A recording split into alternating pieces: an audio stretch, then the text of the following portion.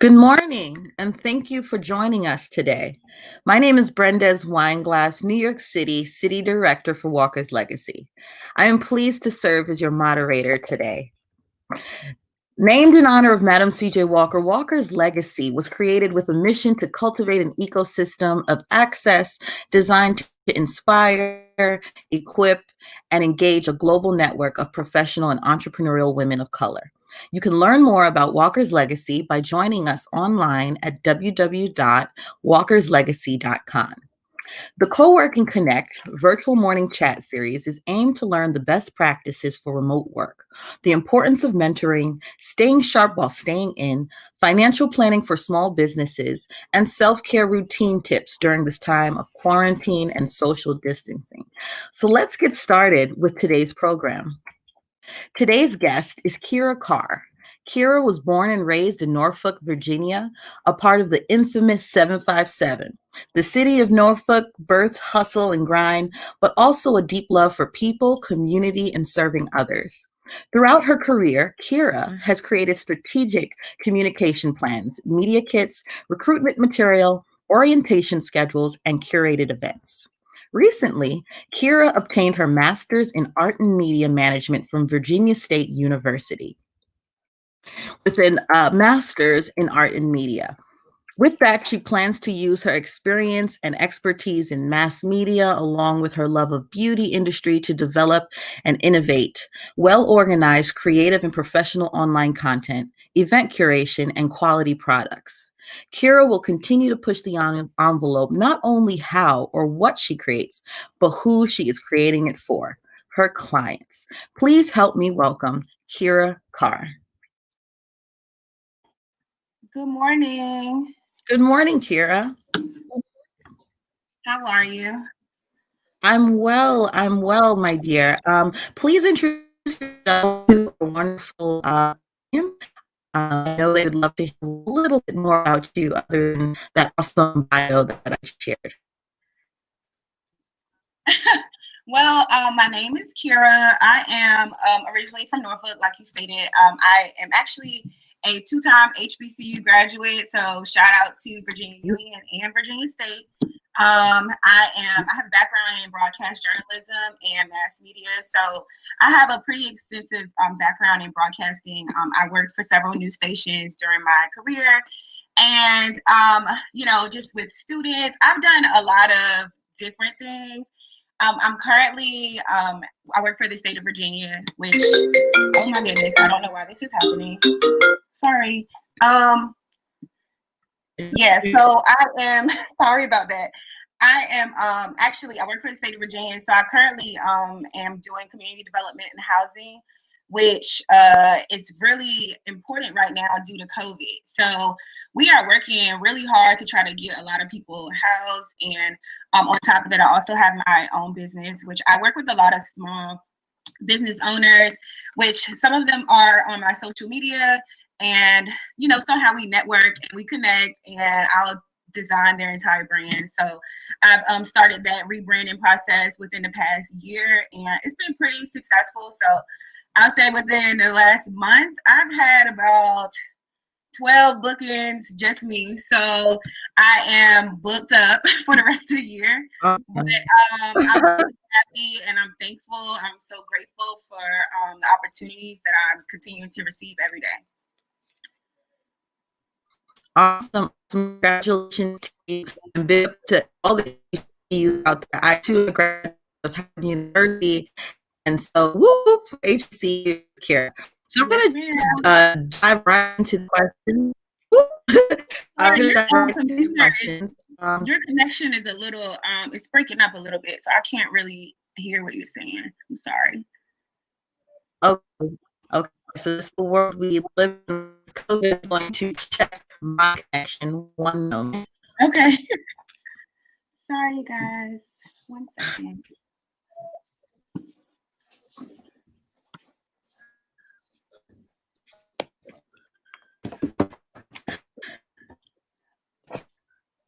Is that better? Say one more thing. I'm sorry. Is that better? I think no. No, it's still a little breaking up. I'm sorry. Okay. Let me do one thing.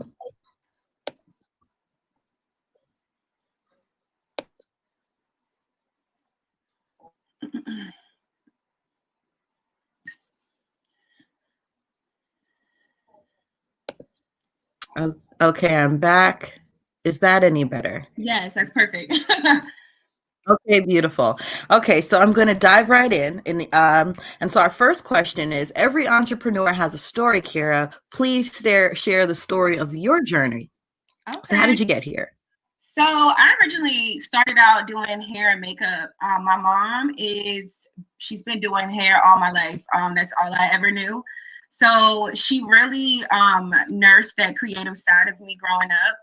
I've always been involved in some type of art. So I'll say many moons ago, I was told, like, okay, this is your calling. Like, I knew that that's what I was supposed to be doing.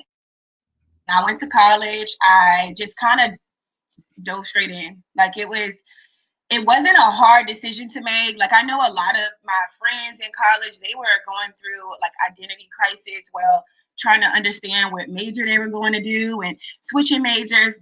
But I've always known what it was that I wanted to do.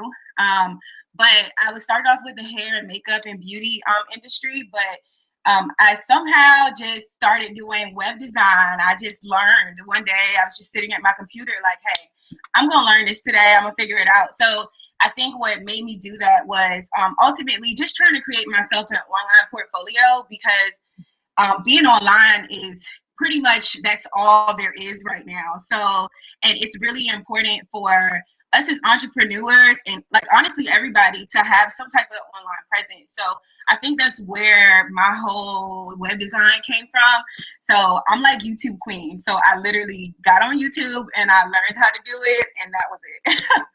That's awesome. And that's very, very awesome. Very intuitive. And you're using the digital space to enhance your skill set. And so that takes me to our next question. Why is social media fundamental?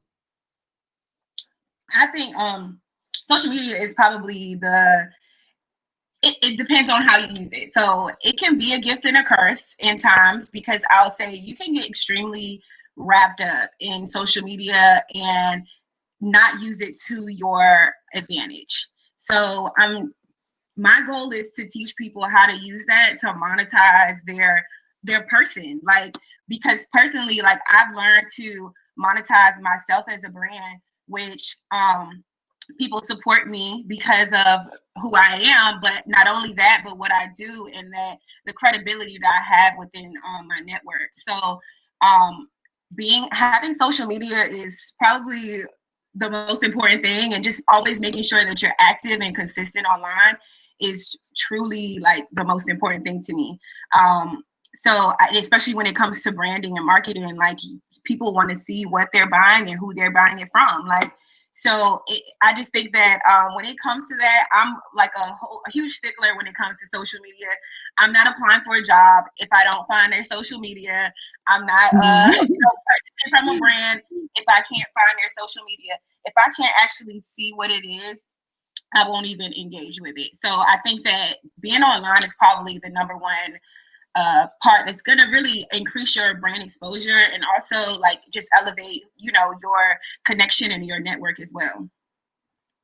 Okay, so that was really, really awesome that you actually use social media as a way to temperature check whether or not you want to engage with a company or organization.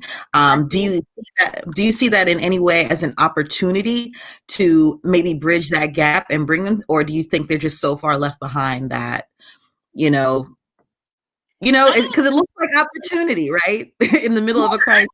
I think it's you can be left behind in this era. It's a matter of just hopping in where you can fit in and learning the space. Mm-hmm. So once you begin to learn the space in your particular area, it's like it'll be a breeze, because you'll understand your audience. It's really important to understand your audience and the type of people that you're trying to target.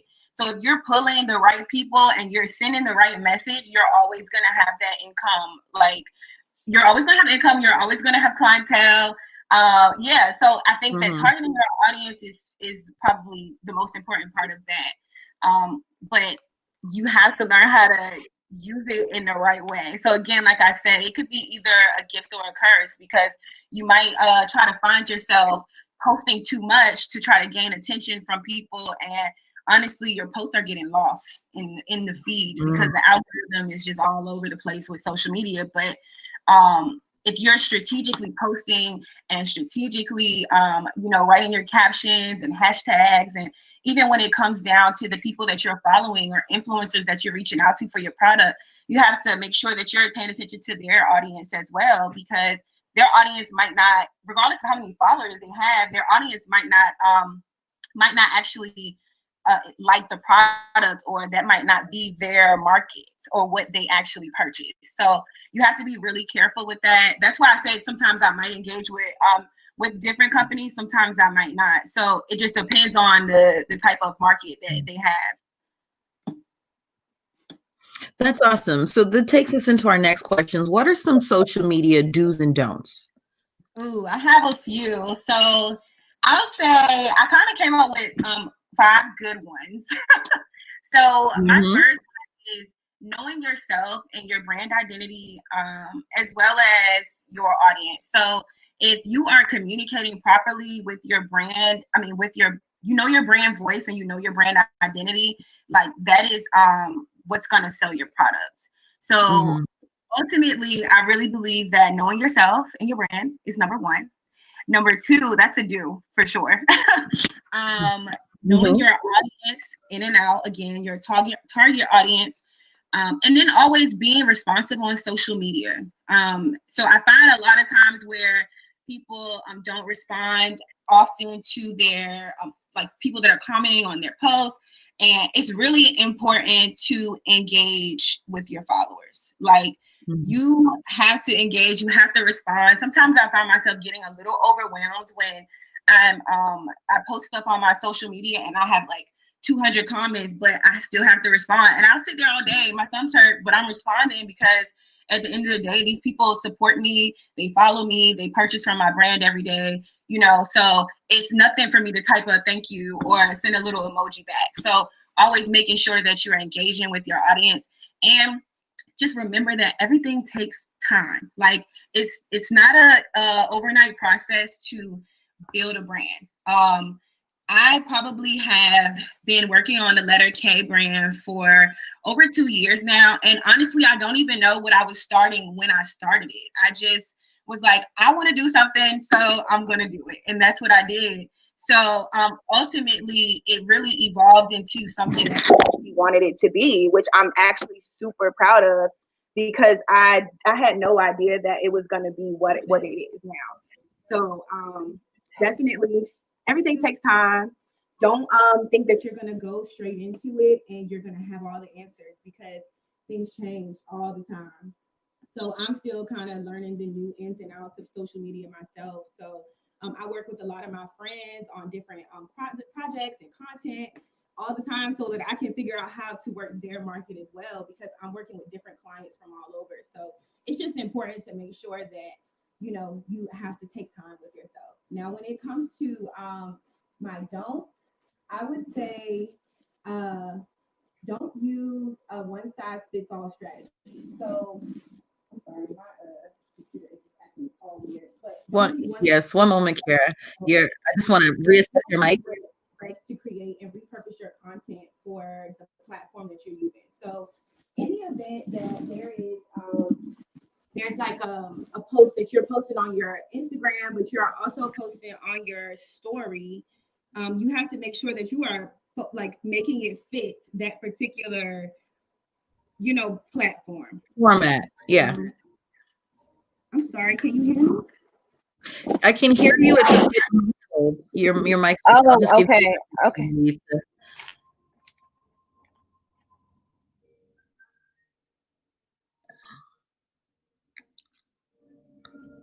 You're muted, my dear.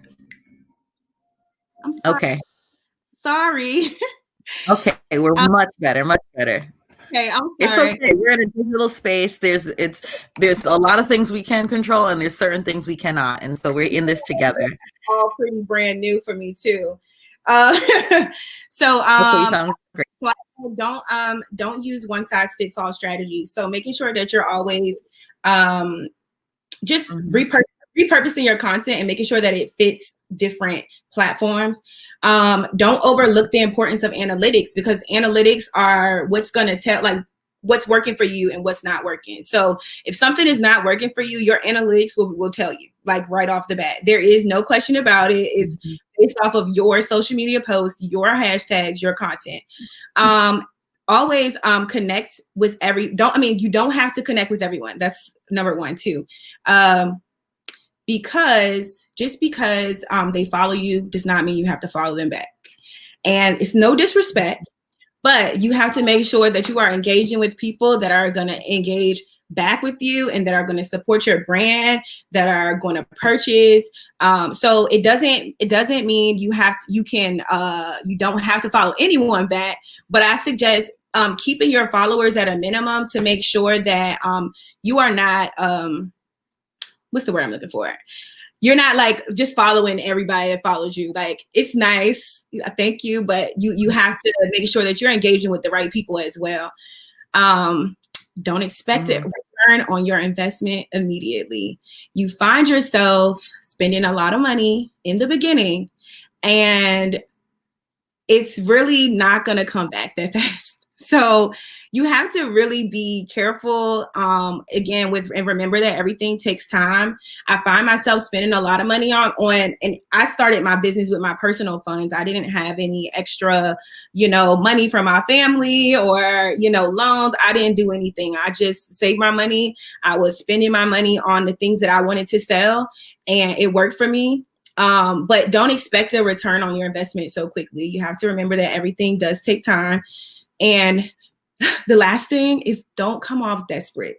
So when I say that, I mean, don't beg for retweets or beg for likes or beg to be liked on social media. You have to literally find your market, because there is someone out there for everybody. There is someone for everyone. So regardless of what your brand is, you have to make sure that you're targeting the right people. So if you're targeting the right people, you're not begging for likes or Instagram comments or retweets or reposts. The people that are going to be engaged with your content are going to reshare and all of that. They're going to make sure that other people are knowing about your business. So if you're making content that is relatable, it's helpful. It won't come across as spammy or unprofessional, but it'll still be like informational content. So I suggest people always post informational content, because that is still a way to get you shared across your platforms and get your post shared.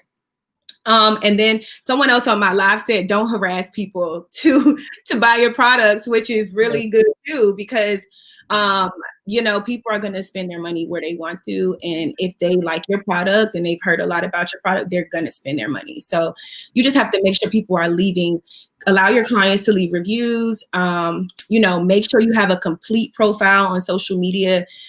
You can post yourself here and there. I don't personally have more than one business page. I like to use my personal Instagram as my business Instagram, because I'm just personable. I'm personable, and I like to engage with people who like my clients. I really love to engage with them. So I'll post like my branding information, but I'll also post pictures of myself or pictures of my niece or, family stuff.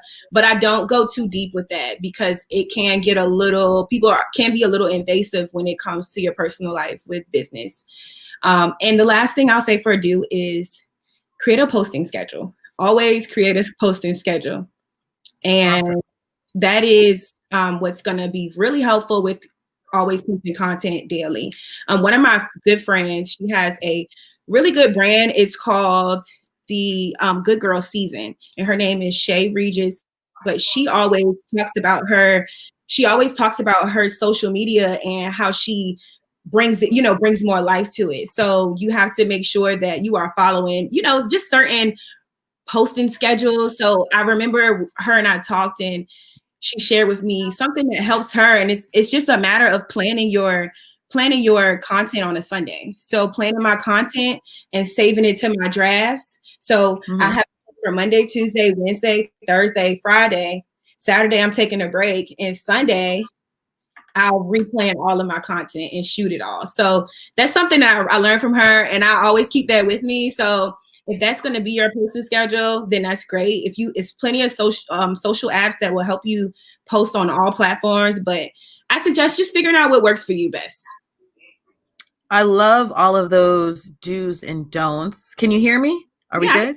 Okay, so I love all those do's and don'ts, because you've really unpacked a little nuances about social media. It can be really daunting to want to approach and to want to post, and the fear of missing out, and the feeling that if someone is following me, I need to follow them back, because I'm going to lose that client, or they a client, right?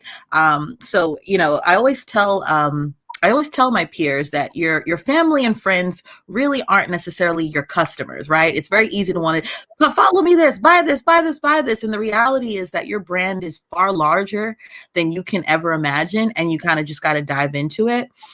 You also shared that you enjoy being personable, and so you're able to bring your work and your play and your personality into one space. What do you tell the people who aren't as personable as you, and who feel that maybe that they are too corporate or do too much business, and that they do have to draw a line in the sand between their business and their personal life? And where do they begin? How does someone decide to dive into social media? Where should they begin? What's the first step? The first step is not being afraid, because a lot of us fear being judged by other people on the internet. And I will say that I was that way for a long time. But I have to understand that being afraid is not going to make me any money. Scared money don't make no money. So I had Make to no realize, money. yeah, I had to realize, like, okay, do I want to just be scared my whole life and not use my gifts, or am I going to share my gift with the world and learn how to make money off of it? And this is something that it comes natural. So I would tell, the first thing is to not be afraid. Like, you cannot care about what people post or what they have to say. Because that's the most thing I've seen with a lot of my clients. They're like, I don't want to get on the internet. I don't want to show my face. But how else are people going to know this is your brand? Like, nobody's going to know this is you. And I'm not saying you have to be the face of your brand. However, you do need to somehow incorporate that into your life, because that's you. Your brand is who you are. So I would say first thing first is just start. Just begin. It's not hard. Get out of your shell, pop that little bubble, because it's time to release all those gifts that you have, stored inside of you, because how else are you going to, grace the world with your presence if no one knows what you do?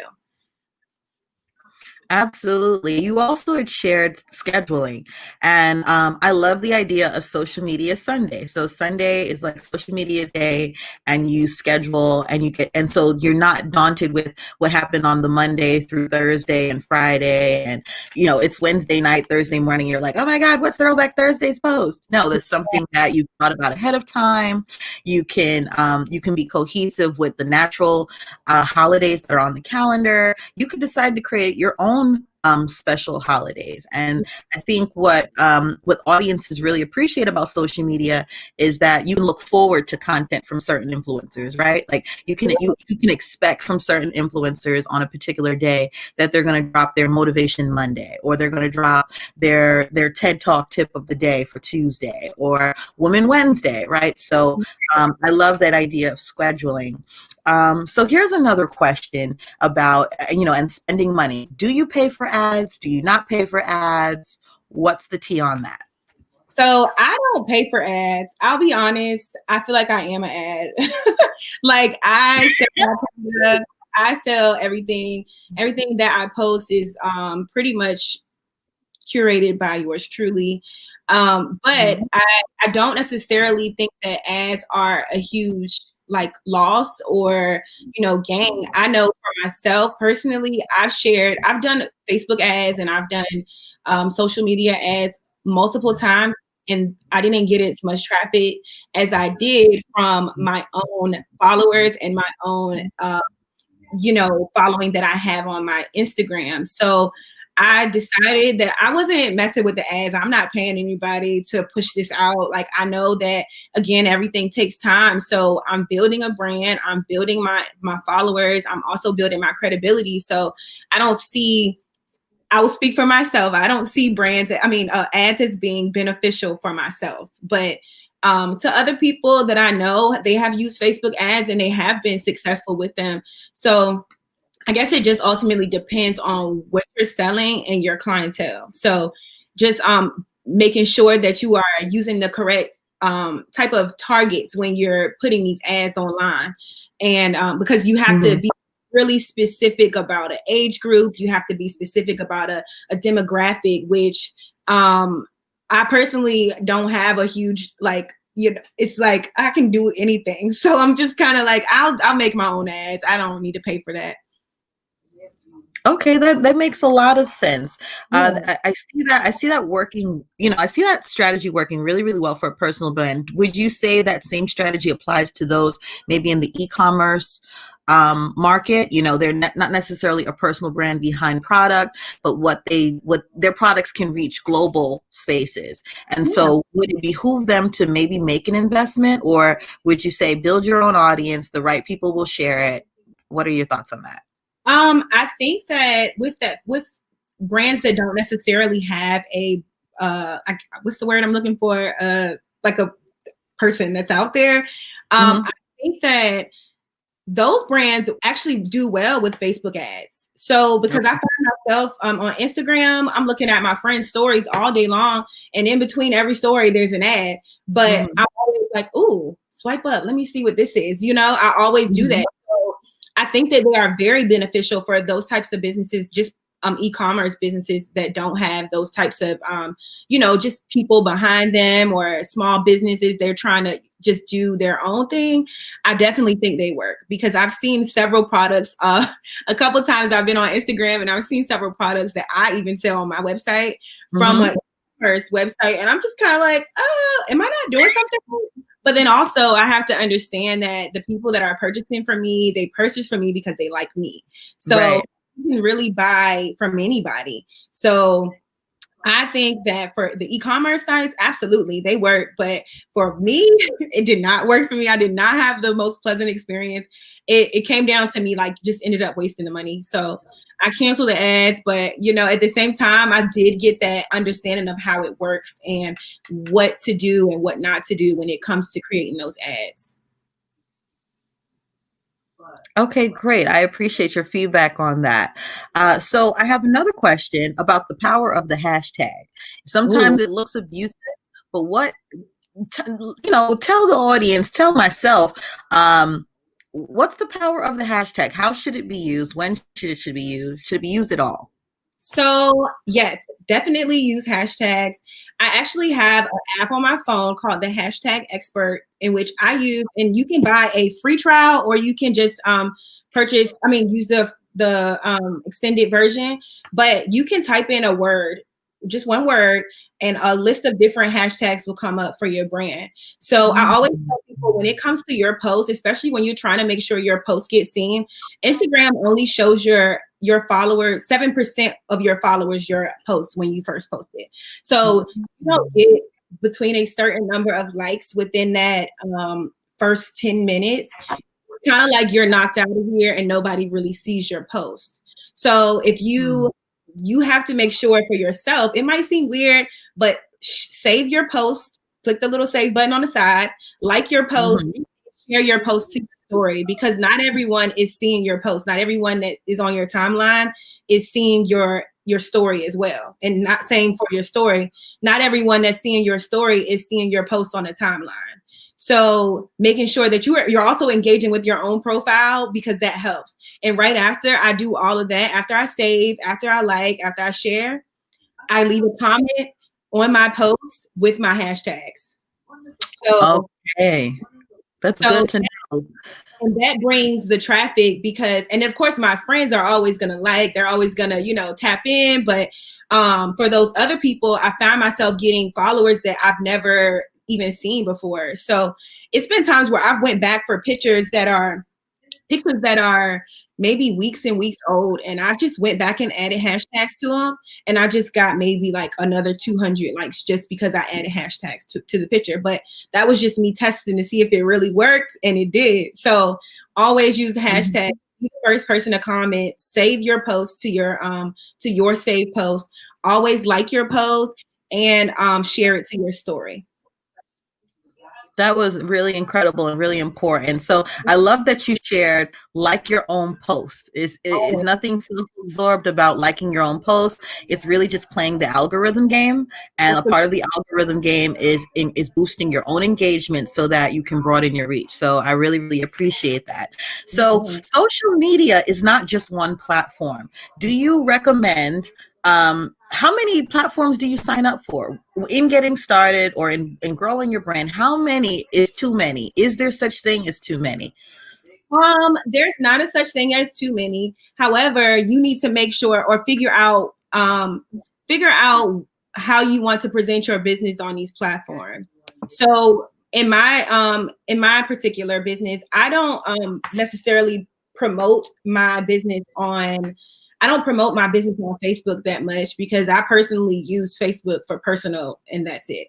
My family on my Facebook, my friends, I might share a couple of things just to kind of like keep them in the loop of what's going on, because they always want to know what's going on with me. So I just post a couple little things here and there. But as far as like truly engaging with social media, with Facebook on my business side, I don't do that. With Twitter, yes, because you're always getting retweeted, you're always getting likes, but it's just all in a matter of the presentation. So I feel like you can really do any social media. I wouldn't do like what is like a Quoria or like other little ones that don't really make sense. I wouldn't do anything like that, but I would definitely keep the main three, which is Twitter, Facebook, and Instagram. Making sure that you're always active up there and constantly posting. So I always post on Twitter. I always post on Instagram, as you can see, but I just know that my main following is on Instagram, so that's where I choose to engage the most. Okay, awesome. That was really, really helpful. I asked because, we have this new test platform Clubhouse that's like stirring an uproar in the social media world out there. Then you have audiences who seem to have a digital disconnect with younger audiences because they live on Snapchat. And there's things like Twitch, and some of these things become industry specific. But to your point, Instagram, Twitter seem to be the leading markers in social media, and that may be a great place to offer your personality, as well as just share visually appealing pictures of your products. Absolutely. So thank you for all of that. I'm gonna see if we have any questions from the audience. If you have any questions for Kyerra, please share them so that we can get them answered really quickly. Okay. But this is really, really awesome, Kyerra. Yeah, I wanted to make sure that I touched on the fact that you have to remember to not chase popularity when it comes to your brand. You don't seek to be seen. It's not about being seen. It's about being passionate. So if you're passionate about what you do, the money will come, the followers will come, all the likes will come. Like everything it's gonna come. It just takes time. So just remember that you don't chase the popularity. It's not about that. You have to make sure that you are always first of all, you know what you're doing and you know what you're talking about. Because if you don't know what you're doing or you're talking about, that's gonna lose everyone. Right. So those are two things. And then also just, be passionate. If you're not passionate about the things that you want out of life, it shows. Absolutely, you're on Front Street. It's very interesting because when you think of brands like Lizzo and you think of brands like Rihanna and Cardi B, I feel like they've unapologetically allowed us to see themselves, and that is where the credibility is built, right? It doesn't matter if you're a rocket scientist if we never get to experience you in your work, doing your work, even if you just share a little bit. Otherwise, we're really just left up to myth. And so I love that you're willing to put yourself on Front Street. But for those who, I don't want to be in front of a camera, at least offer us a little bit of your workday. IG stories is great for that. Places where you can just storytell in a soft way are really great for that. So I'm pulling all of that out of your awesome responses. So was that Kyerra? No, I just said always. I agree with you. Everything you just said. Oh, awesome. So yeah, I really, really enjoyed this, especially our social media do's and don'ts. I hope everyone out there was really able to capture that and will be able to, chime back into our conversation on a playback. And so with that, I just really want to thank you for this wonderful conversation, Kyerra. And how can people stay in touch with you? Well, I do want to thank you all for having me today.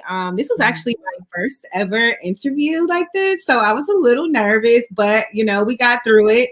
But if you are, if you're looking to reach me, you can find me on my Instagram. My Instagram is @the_K. It is no ER, so THELETTRK. And you can email me at Kyerra@the_K.com, or also just follow me on Instagram or Twitter. I'm the letter K on everything, so it's not hard to find me. And my name is pretty unique, so not everyone has Kyerra like me. So you can find me anyway. But just click the link in my bio. You can send me an inquiry online or a message, a DM. I'm really responsive. It doesn't take a long time for me to respond at all. I appreciate that because we know Sis is engaged with her posts, so Yes. Kyerra will respond. I love that. This has been a pleasure. This is really awesome. With that, I'm going to share a little bit about Walker's Legacy and what we have coming up tomorrow. Thank you so much, Kyerra. Thank So you. everyone out there, Walker's Legacies program looks to bring insightful and meaningful opportunities for conversation and community. And we hope you found that today was extremely an awesome opportunity to hang out. We hope to see you at our weekly Cowork and Connect series every Wednesday at 10:30 a.m. Eastern Standard Time. Please join us for our Walker's Legacy holiday party tomorrow night. It will begin with a live cocktail tutorial at 5:30. So we're going to learn to make some cocktails and mocktails. We're going to have music by DJ C. Devon, and we're going to have a live performance by Grammy-nominated artist Raheem Devon. So if you are not doing anything too much tomorrow and you're inside quarantining, come learn to make some cocktails and mocktails with Walker's Legacy and enjoy an awesome serenade by Raheem Devon. Visit us at www.walkerslegacy.com for your latest and greatest on all of our activities. Thank you and have a wonderful, wonderful Wednesday, everyone.